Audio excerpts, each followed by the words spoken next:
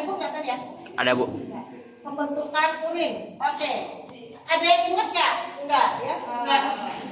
Kelasnya aja nggak tahu, alhamdulillah ya. Kelas 11 ya. Jangan bilang ini kelas 12. Yang pertama adalah Oke, filtrasi itu adalah penyaringan darah. Oke? Ya, hasilnya ini terjadinya di glomerulus. Oke, ya. Hasilnya adalah urin primer. Oke?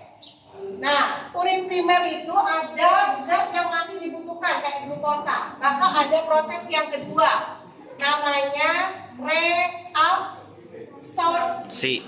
Oke, ini re itu kembali absorpsi apa? Penyerapan ya? Ya. Penyerapan kembali zat yang dibutuhkan ya. Zat yang dibutuhkan. Oke, yang dibutuhkan. Hasilnya berarti apa? Habis primer? Urin sekunder. Oke, hasilnya urin sekunder. Oke, terjadinya di tubulus contortus proximal. Bu harus apa? Enggak usah ada pilihan ganda ya kan? TPK. Ya, TKP. Ya. Yang ketiga, urin ini masih ada apa? Akan dikeluarkan menjadi urin, ada penambahan zat sisa namanya augmentasi. Oke, ini penambahan zat sisa. Kira-kira apa ya yang ditambahin di urin ya? Pintar, urea.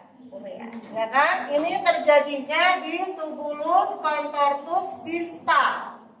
Nah, ini hasilnya adalah urin sesungguhnya. Ya, nah, kalau gambarnya begini ya. Nah, itu kalau kita lihat yang X, Y, Z ya. Yang glomerulus itu yang X. Ya, terus yang Y-nya apa? Y-nya itu berarti diurut aja. Y-nya berarti proksimal. Nah, berarti yang augmentasi adalah yang Z. Oke. Pada pemeriksaan urin seorang pasien dengan uji Benedict. Nah, jadi itu soalnya ternyata bareng sama yang ini kayak pencernaan ya. Uji Benedict itu uji apa? Ada tidaknya glukosa. Oke, ya. Uji Benedict ada tidaknya glukosa. Dan kelas 11 kalian nggak prakteknya? Enggak ya. Oke. AFK. Biasanya stasiun ya kelas 8 ya praktek. Uji Benedict warnanya apa? Merah bata. Merah bata. Kalau warna merah bata berarti positif ada glukosa. Dinyatakan larutan berwarna merah bata, berarti positif ya? Ya. Berarti ada glukosa. Oke, ada glukosa. Oke. Dokter menyimpulkan bahwa pasien menderita penyakit yang disebabkan oleh, nah, kalau ada glukosa, ya, berarti di bagian mana yang rusak jadi glukosanya ke urin? Apa? Jadi kalau yang filtrasi, ini dia yang pertama ini yang diserap ya, yang diserap itu adalah protein. Oke? Ya, nah di sini masih ada glukosa, berarti di sini yang dibutuhkan lagi yang diserap apa? Glukosa. Berarti terjadi kerusakan di daerah mana? Iya, yang G.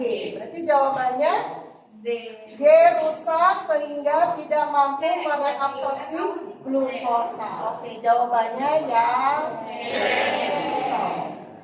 Thank you. Sampai ya? Itu adalah gambar sel. Oh, dari sini ya. Gambar sel. Sel apa itu kira-kira? Sel hewan. Oke, gambar sel hewan. Oke. Gambarnya boleh dilihat di soal ya. Oke. Yang satu itu apa? Mitokondria. Oke, mitokondria. Kalau yang dua ada nggak? Coba, boleh pilih satu? Boleh. Biar tuh nggak langsung dikasih tuh, pintar ya. Yang dua itu apa itu? Apa? Ini sel hewan apa sel tumbuhan? Sel hewan ya? Yang dua Yang 3 dulu deh. Yang 3 apa? Nukleus ya, inti sel betul. Yang 4 apa? Membran? Ya, membran sel ya. Membran sel. Oke. Udah ya? Yang 5? 5 itu cairannya ya, Kinin. sitoplasma ya. Oh. Sitoplasma. Gak apa-apa, salah sekarang ya kan? Yang 2 apa ini ya? Yang 2 itu kayak bukan RE bukan ya, nanti deh. Sel-sel kayak disosok ya. Disosok bukan. Kalau kalian paham dia proses apa buat apa? Tadi Respirasi. Ya, respirasi sel ya kan? Ingat nggak respirasi sel di kelas 12 yang Anaerob. ada yang glikolisis, dekarboksilasi oksidatif, siklus transfer elektron ya. Ya. Nah, itu namanya respirasi sel. Menghasilkan apa? Apa? Aerob itu ATP. ATP itu bisa kita bilang sebagai Energi. betul? Tuh. Ya. Nah, coba dari pilihan gandanya itu dilihat yang menunjukkan fungsi dari mitokondria yang mana? Coba yang satu, menerjemahkan yang A, menerjemahkan kode genetik menjadi protein. Ini fungsi dari yang satu itu ribosom. Ya, ribosom ya. Jadi yang A itu untuk ribosom ya. Sintesis protein, pencernaan jadi kalau yang A ya, yang A itu adalah fungsi dari ribosom ya. Kemudian yang B itu adalah apa? Pencernaan intraseluler lisosom. Yang C sentrosom, pembelahan sel ya. Yang D pembentukan gula itu fotosintesis. Ya masa hewan pakai fotosintesis ya kan? Yang E baru nama lain dari respirasi sel. Jadi jawabannya adalah E. Kemungkinan ini sentrosom atau lisosom ya. Oke, sip. Ya. 16 kita ngomongin tentang apa ini? Osmosis ya. Ya, osmosis atau osmosis itu adalah apa? Osmosis tahu nggak? Tekanan. Oh, bukan. Difusi melalui apa? Nah. Ya, melalui membran semi permeabel ya. Difusi melalui membran, oke? Nah, kira-kira kalau gambar ini itu ada tulisan membran semi permeabel. Berarti gambar X sama Y ini difusi atau osmosis. Nah, kan itu ada tulisan membran semi permeabel tuh. Ya nggak? Yang di titik-titik gitu kan? Berarti osmosis atau difusi? Osmosis. Maka kemungkinan jawabannya adalah antara ada B. Oke, kita akan lihat. Kita lihat dulu. Osmosis atau difusinya ini adalah aliran zat pelarut. Kalau pelarut berarti airnya atau zat pelarutnya atau pelarut misalnya Airnya. Airnya betul ya. Jadi aliran zat pelarut misalnya air ya yang lebih encer ya dari mana? Kalau kita bikin sirup nih tujuannya kan sirup kental, air encer. Diaduk jadi ya, jadi yang sirupnya kental jadi agak cair, yang cair airnya jadi agak kental, ya kan seimbang kan? Nah, jadi kalau airnya kemana? Dari encer ke pekat atau pekat ke encer? Encer ke pekat.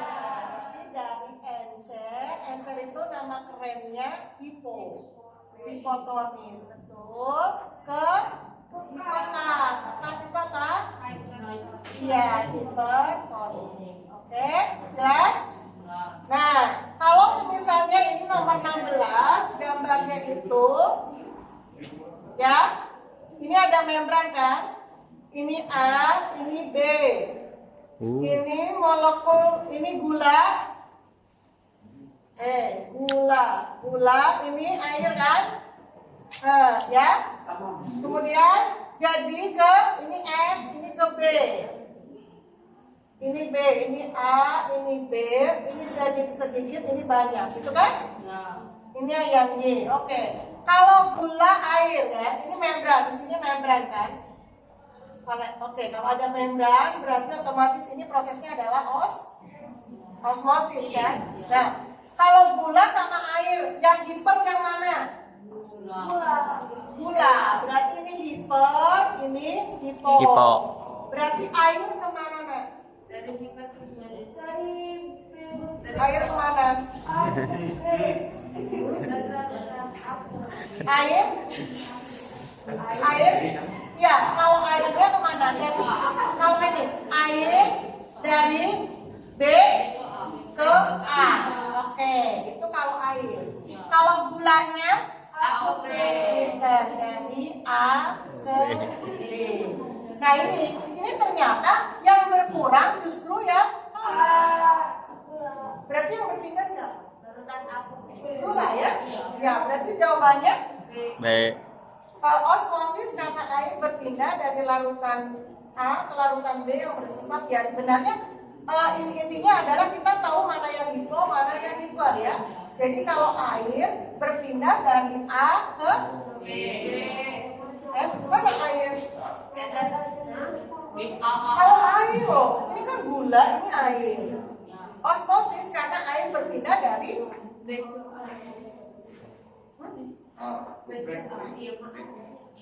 airnya ini osmosis.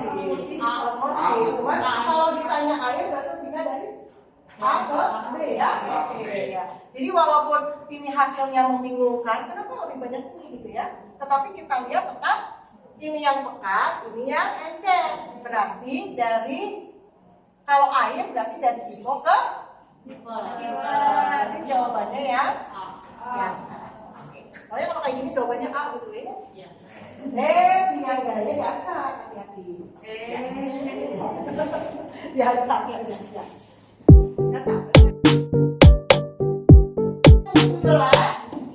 Tentang hormon. Hormon kelas berapa itu? 11. 11. Oke, kita ngomongin tentang hipofisis. Ya, hipofisis ya. Hipofisis ada anterior, ada tengah, ada posterior. Dia disebut sebagai master of gland. Artinya apa? Rajanya hormon. Kenapa? Karena di situ ada 9 hormon. Banyak banget loh. Hipofisis anterior ya. Hipofisis anterior itu ada apa ya? Ada di sini itu ada TSH. TSH itu yang nomor 1 tuh ya. Apa itu? Thyroid stimulating hormone. Sesuai dengan namanya berarti dia menstimulasi kelenjar tiroid. Jelas ya? Fungsi dari 1 menstimulasi kelenjar tiroid. Oke. Kemudian ada apa ini? Triodotiron apa ini? Ada LH. LH itu dia sudah TSH, kemudian ada GH. GH itu hormon pertumbuhan. Ya. Ibu belum nyampe hormon ya, jadi agak lupa ya. Tahun kemarin nggak ada masalah. TSH, GH, kemudian ada ACTH, adenokortotripol. Pusing ya. Intinya adalah ini memicu kelenjar adrenal. Anak ginjal ya. Oke, dari bawah ya, ibu takut keliru, jadi ibu ini masih ada. Lupa. Ini hipofisis tengah. Hipofisis tengah itu ada MSH, melanosit, stimulating hormon. Jadi dia adalah pemicu pigmen melanin. Pigmen melanin itu pigmen warna hitam pada kulit. Semakin banyak pigmen melanin maka terhindar dari sinar ultraviolet ya. Maka terhindar dari kanker kulit. Jadi bersyukur yang warnanya gelap. Indonesia walaupun putih masih standar ya pigmen melaninnya. Nah, sekarang kalau hipofisis posterior. Posterior itu ada ADH. ADH itu antidiuretik hormon. Artinya apa? Mengatur kadar urin pada dalam apa? Mengatur air dalam urin. Mengatur kadar air dalam urin. Oke. Ini ada yang biasanya keluar di soal. Kalau dia kekurangan ADH, maka kena penyakit diabetes insipidus alias BSM. Pipis wae. Jadi dia pipisnya 5 menit sekali. Hidupnya di kamar mandi. Kalau orang normal paling pipisnya kalau misalnya kita minum misalnya 2 liter lah ya. 2 liter, 3 liter berarti ngeluarinnya juga sekitar segitu kan? 2 atau 3 liter. Kalau ini bisa 21 liter sehari. Jadi pipis wae ya. Ya, karena dia kekurangan ADH. Nah, kapan kita kekurangan ADH? Secara tidak langsung kalau musim hujan. Kamu sering pipis nggak? Sering. Ya, itu wajar, bukan kelainan, itu wajar. Kenapa? Karena ADH-nya turun. Jelas ya? Oke. Nah, ADH, kemudian yang kedua ini adalah hormon oksitosin. Ini hormon untuk kontraksi uterus saat melahirkan. Kontraksi uterus tahu nggak? Rahim. Saat melahirkan ya. Jadi ini hanya dimiliki oleh perempuan. Ya, kecuali yang laki-laki pengen hamil ya. Bisa Bu? Ya nggak bisa ada rahim ya. Mau tekan rahim dari mana? Ya, oke. Jadi hormon oksitosin kontraksi uterus saat lahir. Berarti sini masih ada lagi kan 1, 2, 3 ya. 4, 5, 6. Berarti kurang 3 ya. Ya, 9 atau 8 gitu ya. Ini berarti ada LH. LH itu yang nomor berapa ini? Oh ya, nomor berapa? Nomor berapa? 3 ya. Oke, di nomor 3 ini untuk apa? Luteinizing hormon untuk memicu kelenjar. Kalau pada cewek namanya kelenjar Riu. ini cewek. Kalau cowok kelenjar Testis. Ini cowok ya. Kemudian ada FSH. Ada di nomor berapa FSH? Oh nggak ada. Nggak ada ya. Oke, nggak ada ya. FSH follicle stimulating hormone. Ini teh memicu terjadinya apa kemarin kalau yang di cewek pembentukan ovum namanya apa? Ovulasi. Oogenesis. Oke, kalau di cowok Sperma. pintar spermatogenesis. Ini hormonnya adalah FSH. Jelas? Nah, berarti satu lagi ya. 1, 2, 3, 4, 5. Nah, sini ya. Ini adalah prolaktin. Prolaktin ini adalah hormon untuk ASI, air susu ibu. Gak ada asa ya, air susu anak. Ya, jadi prolaktin hanya dimiliki oleh wanita ya, cowok jangan iri, oke? Berarti kalau berdasarkan dari apa? Itu yang anterior yang mana? Yang anterior ya kan yang ditanya anterior. Nah, vasopressin itu nama lain ADH. Ini vasopressin. Nama lain ADH. Oke, berarti 1 yang anterior di sini ya. Yang anterior berarti 1 terus mana? Yang 1 itu kan sama 2, 3 atau 1, 3, 6 gitu. Kalau 2 nggak ngerti. Kalau 3 ada ya? Ada. 3 terus Sama 6. 6-nya apa? Gonadotropin hormon tuh ini LH sama ini. Berarti, berarti jawabannya yang D. D ya. Thank you.